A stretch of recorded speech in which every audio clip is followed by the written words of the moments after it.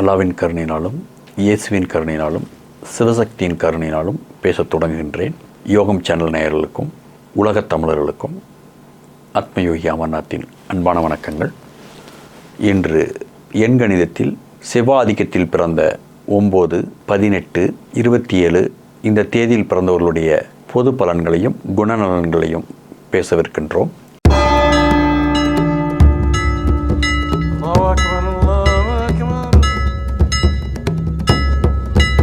செவ்வா பகவான் என்பது 9 கிரகங்களில் இறுதி கிரகங்கள்.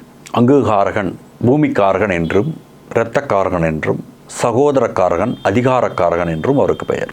ஒரு ஜாதகத்தில் செவ்வாய் மட்டும் பலமாக இருந்துவிட்டால் அவர் செயற்கரிய காரியங்களை செய்ய வல்லவர். ஜோதிடத்தில் கூட குடும்ப வாழ்க்கைக்கு செவ்வாய் தோஷத்தை மிகவும் பார்ப்பார்கள். ஏனென்றால் செவ்வாய் என்பது நம் உடம்பில் இரத்தம்.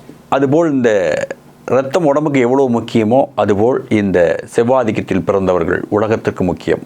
அவர்கள்தான் இராணுவம், அவர்கள்தான் இன்ஜினியரிங், வீடு கட்டி கொடுப்பவரும் அவர்கள்தான், அந்த வீட்டு மேல் குண்டு போடுபவரும் அவர்கள்தான். அதனால் செவ்வாதிக்கத்தில் பிறப்பவர்கள் முழுக்க முழுக்க துணிச்சல், வீரம். செவ்வாய் என்னோட முரட்டு குணம். செவ்வாதிக்கு 2 பிரிவாக பிரிக்கலாம். செவ்வாய் ஜாதகத்தில் பலமாக இருந்தால் அவருடைய குணம் வேறு மாதிரி இருக்கும். பலகீனம், பலம். பலம் பலகீனம் என்பது செவ்வாய் சுபகிரகத்தோடு கூடியிருப்பது, பாவகிரகத்தோடு கூடியிருப்பது. செவ்வாய் குருவோடு சேர்ந்தால் குரு மங்கள யோகம், சுக்கரனோடு சேர்ந்தால் சுக்கர மங்கள யோகம், சந்திரனோடு சேர்ந்தால் சந்திர மங்களம். இப்படி சுபகிரகங்களோடு இருக்கும் பொழுது அவருடைய குணம் நிதானமாக இருக்கும். ஒரு பிரச்சனையை மௌனமாக கேட்டுக்கொண்டிருக்கிறார் என்று சொன்னால் 9, 18, 27ஆம் தேதியில் பிறப்பவர் ஒருவர் பேசும் பொழுது மௌனமாக கேட்டுக்கொண்டால் இறுதியில் பேசினால் அவருக்கு செவ்வாய் பலமாக இருக்கிறார். அந்த செவ்வாய் அவருக்கு நிதானத்தை வழங்கியிருக்கிறார். இவர் வாழ்க்கையில் மாபெரும் வெற்றி அடைவார் என்பதை நாம் உறுதிப்படுத்தி விடலாம். அதே செவ்வாய் பலகீனமாக இருந்தால், செவ்வாய் ராகு பகவானோடு இருந்து சனி பகவானோடு சேர்ந்து நீச்சம் பெற்று பலகீனமாக அவர் ஜாதகத்தில் இருந்தால் அவர்கள் இந்த 9, 18, 27 தேதியில் பிறப்பவர்கள் பேசி கொண்டிருக்கும் பொழுதே இடையில் பேசுவார்கள், பொறுமையற்று இருப்பார்கள். ஏதோ ஒரு பிரச்சனை என்று சொன்னால் பேசி கொண்டிருக்கும் பொழுதே அவர்கள் கை கலப்பில் ஈடுபடுவார்கள், அடிக்க ஆரம்பிப்பார்கள், கை வைத்து விடுவார்கள். இப்படி இருந்தால் அவர்களுக்கு செவ்வாய் பலகீனமாக இருக்கிறார். அதனால் அவர்கள் கோர்ட்டு கேஸு, வில்லங்கம், சண்டை, சச்சரவு, நண்பர்களை இழந்தல், இந்த மாதிரியான முரட்டு குணத்தால் பல உயிருக்கே ஆபத்துகள் ஏற்பட்டவர்களெல்லாம் இருக்கிறார்கள். இதை வைத்து நாம் கண்டுபிடித்து விடலாம் அவருடைய குணாதிசயங்களை. அதனால் செவ்வாய் ஆதிக்கத்தில் பிறப்பவர்கள் செவ்வாய் பலமாக இருந்துவிட்டால் ராஜதந்திரிகளாக இருப்பார்கள். கொக்கு நின்று கொண்டிருக்கும், சின்ன மீனெல்லாம் போய் கொண்டிருக்கும், அதை பிடிக்காது. பெரிய மீனவர்களும் காத்து கொண்டிருக்குமா, பெரிய மீன் வந்தோடனே பிடித்து விடும். அதுபோல் சந்தர்ப்பத்தையும் சூழ்நிலையும் எதிர்பார்த்து காத்திருந்து எதிரியை வெல்லுவார்கள். எப்பொழுதும் எதிரியினுடைய பலத்தை ஆராய்ந்து கொண்டே இருப்பார்கள். செவ்வாய் ஆதிக்கம் பலகீனமாக இருப்பவர்கள் அவர்கள் துடுக்குத்தனத்தினாலும் தன்னுடைய அவசர புத்தியினாலும் நிதானமின்மையினாலும் பகையை உருவாக்கி கொள்வார். நேரடியாக மோதி இன்றைக்கு சிறைச்சாலைகளில் அதிகம் பேர் இருப்பது காரணம் அதுதான். செவ்வாதிக்கர்கள் தான் அதிகமாக இருப்பார்கள். அதனால் இந்த ஆதிக்கத்தில் பிறந்தவர்கள் வெற்றியடைய வேண்டும் என்று சொன்னால் அவர்களுக்கு நிதானத்தை மட்டும் அவர்கள் வளர்த்து கொண்டால் இறுதியில் அவர்களே வெற்றி அடைவார்கள். நிதானமின்மையே இவர்களுடைய சத்ருவாக இருக்கிறது.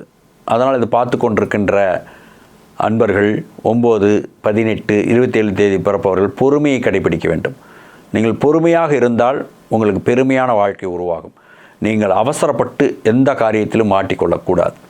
அதனால் தொழிலில் உங்களுக்கு மாபெரும் வளர்ச்சி, வெற்றி, இவை அனைத்துமே நிலம் சம்பந்தமான, நிலத்தை வாங்குதல், விற்றல், வீடு கட்டி கொடுத்தல், இன்ஜினியரிங் சம்பந்தமான தொழில், மிஷினரி சம்பந்தமானது, இராணுவம், போலீஸ், காவல்துறை போன்ற அனைத்து விதமான கனரக வாகனங்களை இயக்குதல், ஆயுத பயிற்சி போன்ற அனைத்திலுமே நீங்கள் வெற்றி ஏற்படும். அதனால் இந்த செவ்வாதிக்கத்தில் இருப்பவர்களுடைய குணங்களை தெரிந்து கொள்ளுங்கள். இது செவ்வாய் என்றாலும் முரட்டு குணம். செவ்வாய் என்றால் போர் வீரர், உடம்பில் இரத்தத்தை வைத்து தான் உடம்புடைய பலம் அனைத்துமே இருக்கிறது. அதனால் இவர்களுக்கு இரத்த சம்பந்தமான நோய்களும் வருகின்றன.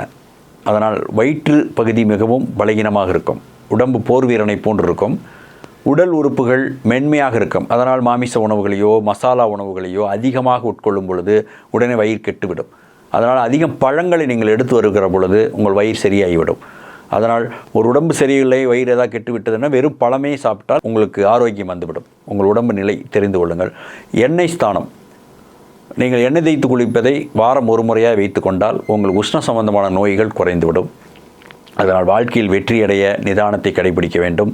தொழிலில் நீங்கள் நான் சொன்ன அதிகார சம்பந்தமான இராணுவம், போலீஸ் போன்ற துறைகளை தேர்ந்தெடுக்கலாம்.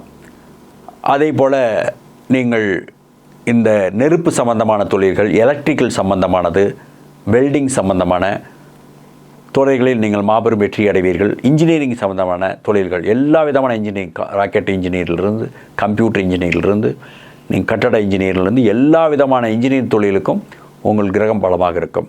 உங்கள் உடம்பை பாதுகாத்து கொள்ள நீங்கள் பழங்களை அதிகமாக சாப்பிடுங்கள், எண்ணெய் ஸ்தானம் எடுத்துக்கொள்ளுங்கள். நிதானமாக இருந்தால் நீங்களே வெற்றியாளராக இருப்பீர்கள் என்று சொல்லி நிறைவு செய்கிறேன். நன்றி, வணக்கம்.